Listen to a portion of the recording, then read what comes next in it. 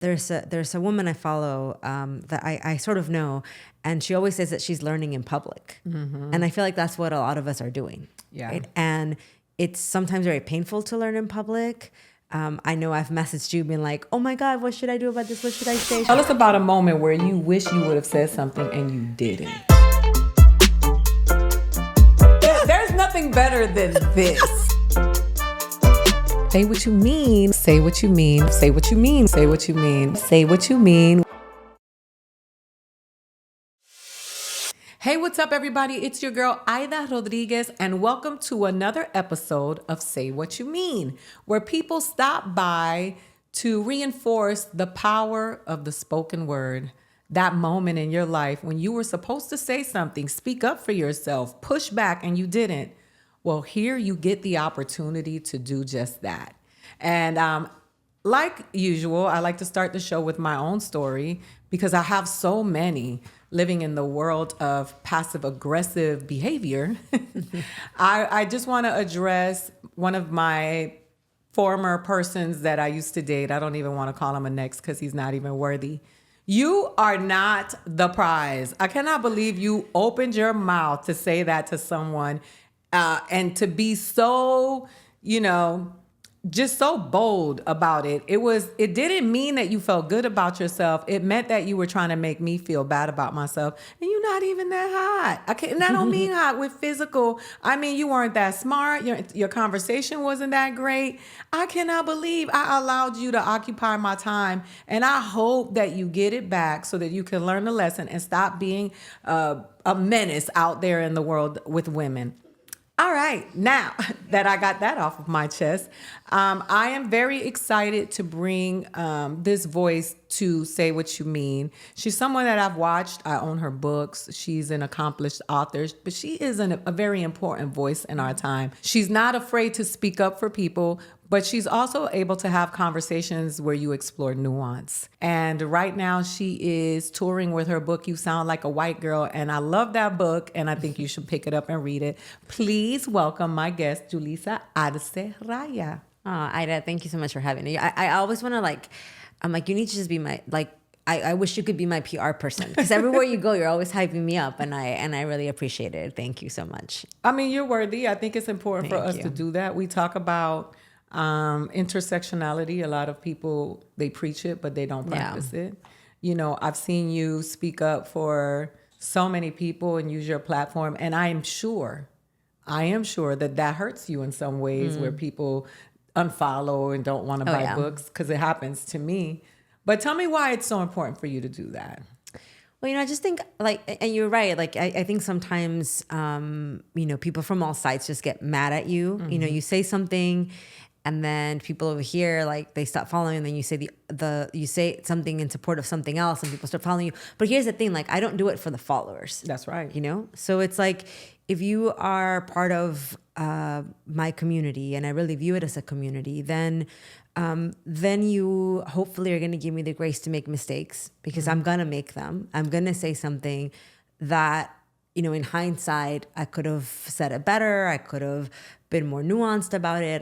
But I am continually learning. And there's a woman I follow that I sort of know, and she always says that she's learning in public. Mm-hmm. And I feel like that's what a lot of us are doing. Yeah. Right? And it's sometimes very painful to learn in public.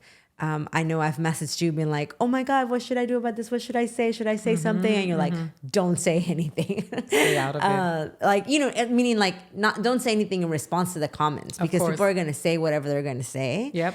So I just try to just be, mindful about what I say, because I do think that when you are a public person and you have a public profile, at least I try to be very thoughtful about the things that I say. But I also think it's really important to be true to yourself and to say the things that are in your heart, even if people aren't going to understand them, even if you are going to lose followers, even if you're going to get uninvited to speak at this event or that event, or you aren't going to get invitations to go to, whatever high profile events, even within our own community. Yep. We talked about it the other day. Yeah. Because you say the truth. Yeah. So that's always my compass, is what's the truth? It's funny. I have a friend who's a Black American friend of mine that said they learned something about Mexico and slavery because they were following you on your page. And it's because you take the time. I mean, that I tune into your page because I know I'm going to get a lesson. I'm going to learn something. You really explained, how slavery intersected with Mexico. You talked about law enforcement and what their jobs were and why we have so many problems because Latinos, Latinx people get murdered by police at an alarming rate as well. They just don't get the press. And so I wanted to just say that to you because there are people watching and people listening and who really appreciate your voice. Thank you. So you wrote these books, and I always quote my book editor. He always says to me, writing a book is telling your side of the story without a rebuttal. And because I always felt like every time I said something, somebody always had but tell me what was the impetus for you to say, you know what, I'm going to tell these stories. Well, I think like with my first two books, My Underground American Dream and Someone Like Me, they're memoirs, right? So they are my recollection of how things happened in my life, right? And I know, even like my sister was like, but, and I'm like, listen, like I try to be fair, but like this is my perspective of things, and you and I are going to have different perspectives of the same thing, right? Like something can happen between two people, and each of those two persons are going to have a different perspective of the same thing, right?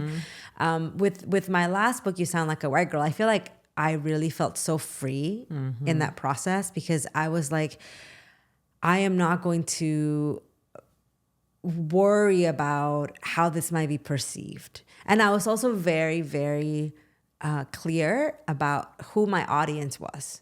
Right? Yeah. My audience was other people like me. My audience was other, brown people, Black people, people of color, immigrants, anybody who has ever felt like an other. Right? That was who this book was for.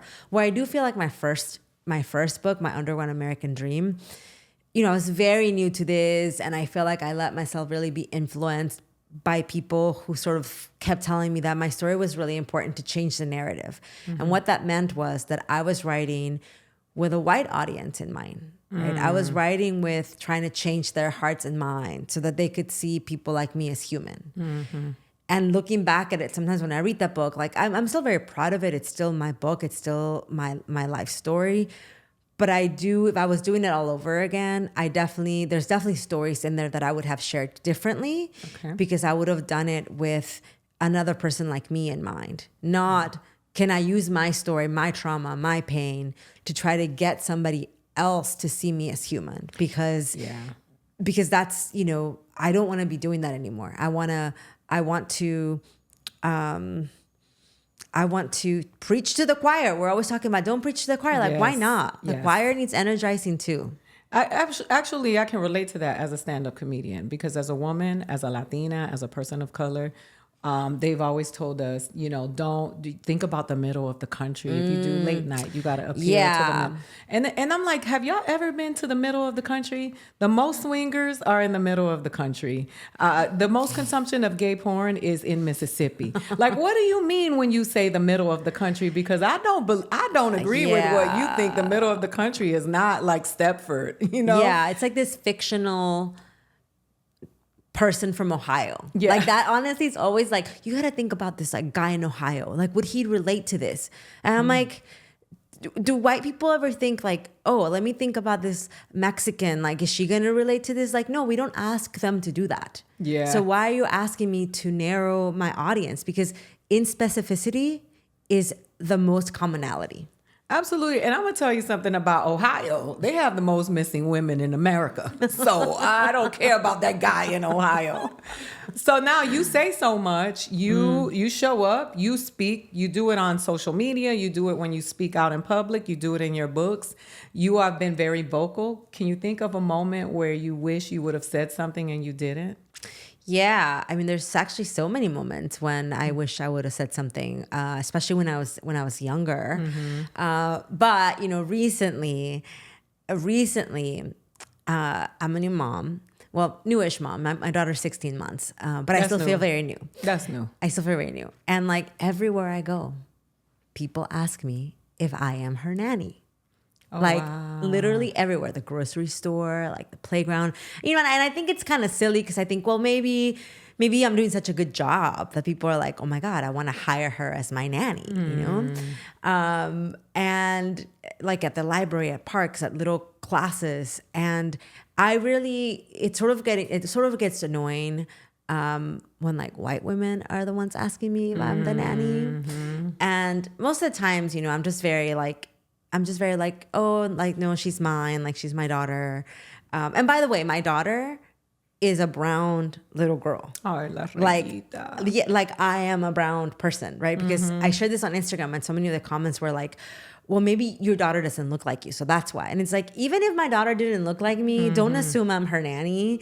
And by the way, my daughter does look like me, right? She like does. we look alike. Like, and so I do wish that I don't want to make things uncomfortable sometimes, especially when I'm like a little gymnastics class with my daughter. You know, I'm going to see these moms again. But I do wish that I said something. I do wish that I could be like, why do you think I'm her nanny?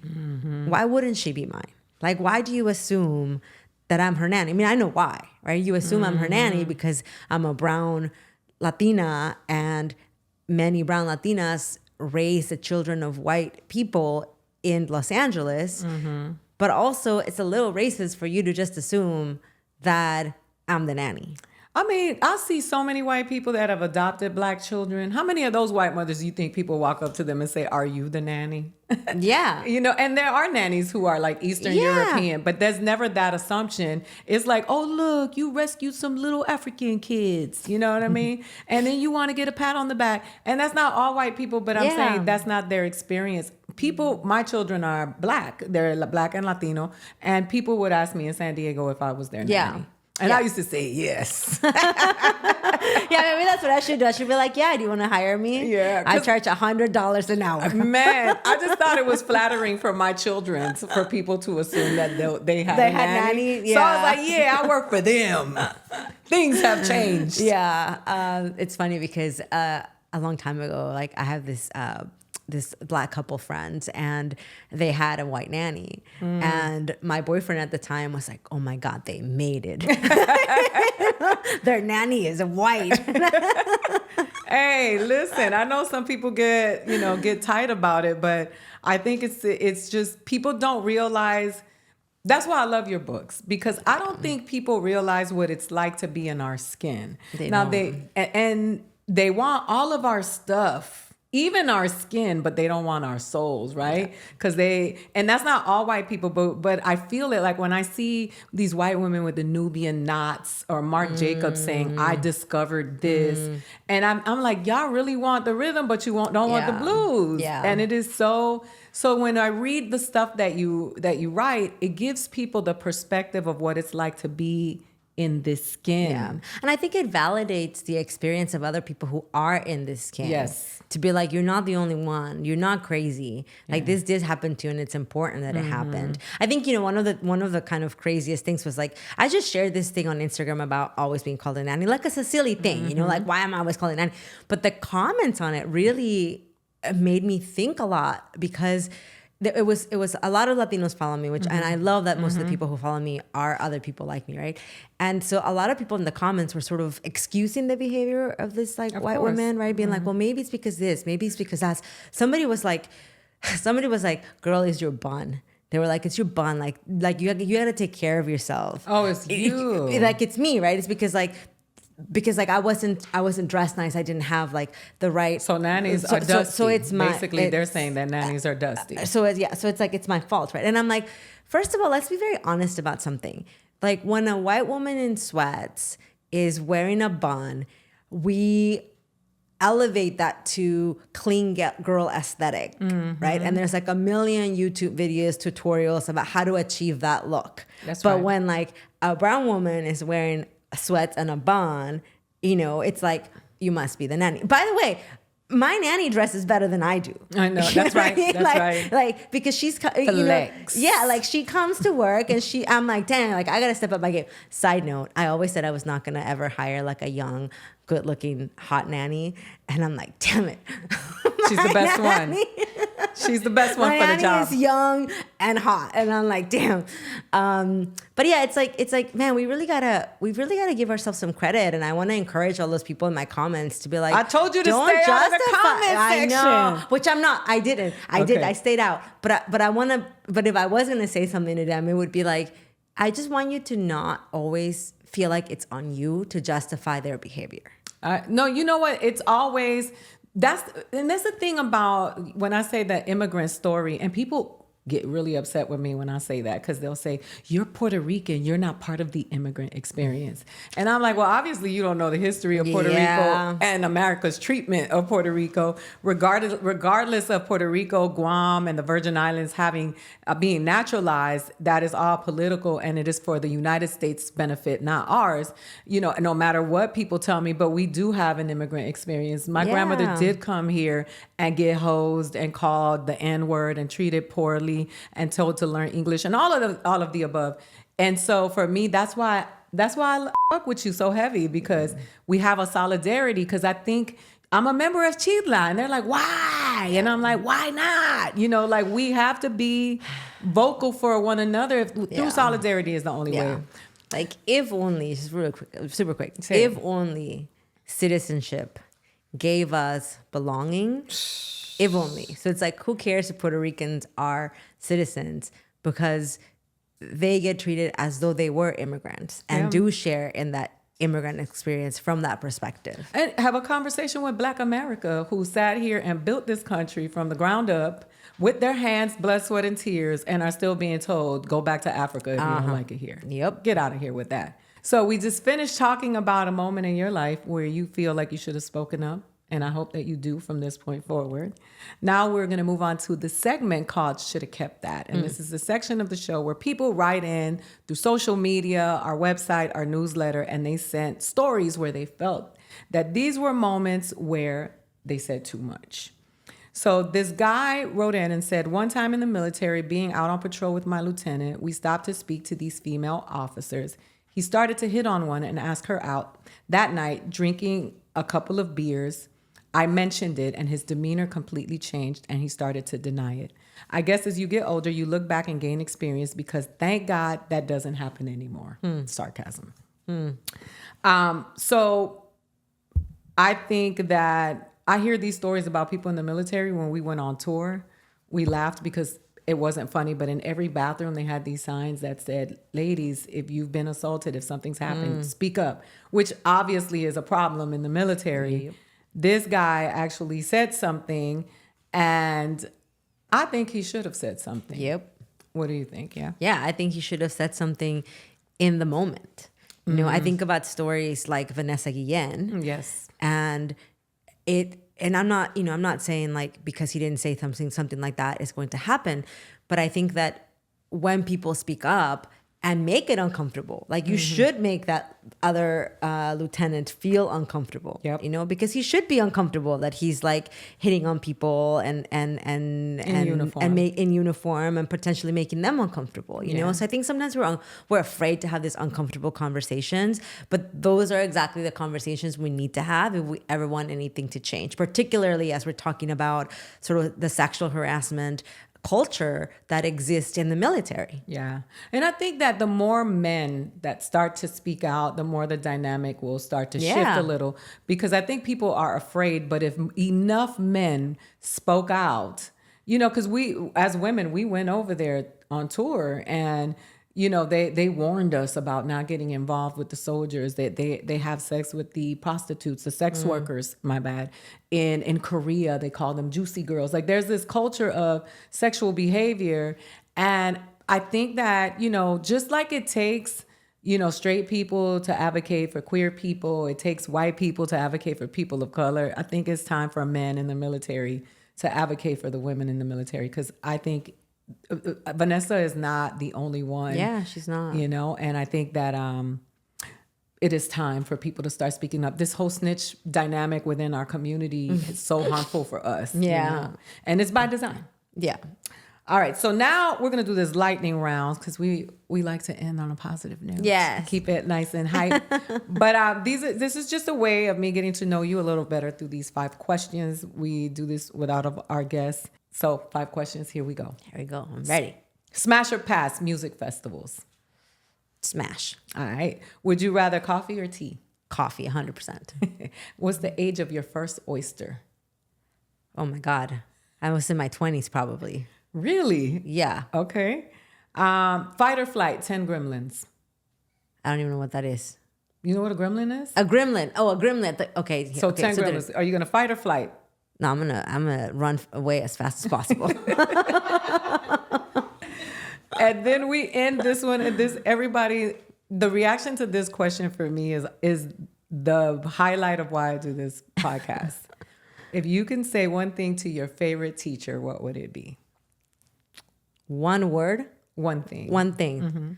Mr.